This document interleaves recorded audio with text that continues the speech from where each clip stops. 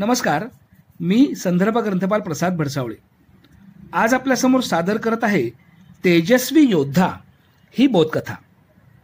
मुंबईत 26 नोव्हेंबर 2008ला झालेल्या अतिरेकी हल्ल्यात देशरक्षणार्थ प्रत्यक्ष मृत्यूला भिडून एखादा पोलीस धाडसाने कसा लढतो याचे तेजस्वी उदाहरण म्हणजे पोलीस नाईक अरुण जाधव।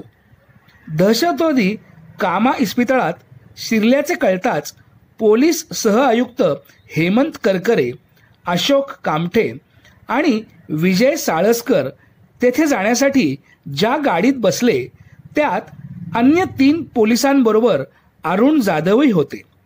दहशतवादी दिसताच अधिकाऱ्यांनी स्टेनगनने गोळीबार केला।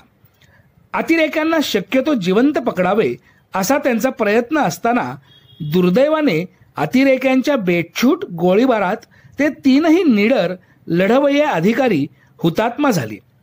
मागील सीटवरील 4ही पोलीस जिवंत होते। दरम्यान गाडीतील मागच्या बाजूला एक मोबाईल वाजल्याने दहशतवाद्यांनी मागच्या दिशेने गोळीबार केला। त्यात जाधवांचे इतर 3 सहकारी हुतात्मा झाले। जाधवांच्या उजव्या दंडात शिरलेल्या 3 व डाव्या दंडाला चाटून गेलेल्या 2 गोळ्यांमुळे त्यांना असह्य वेदना होत होत्या।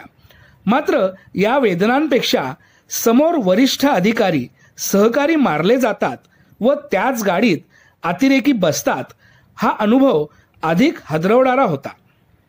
यातून स्वतःला सावरत व प्रसंगावधान राखत त्यांनी धीर धरल्यास आपण दहशतवाद्यांना पकडू शकतो असा निर्धार केला।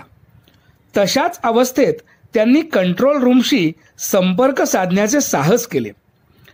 अतिरेकी दिसतात कसे, भाषा कोणती वापरतात, मोटार कोणकोणत्या दिशेने नेत आहेत या तपशिलाची नोंद त्यांनी जखमी अवस्थेतही घेतली। ही बाबच थरारक आणि शौर्याची आहे। यालाच तर देशप्रेम म्हणतात, होय ना?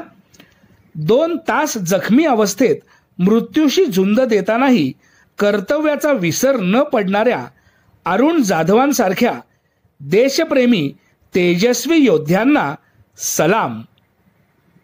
धन्यवाद।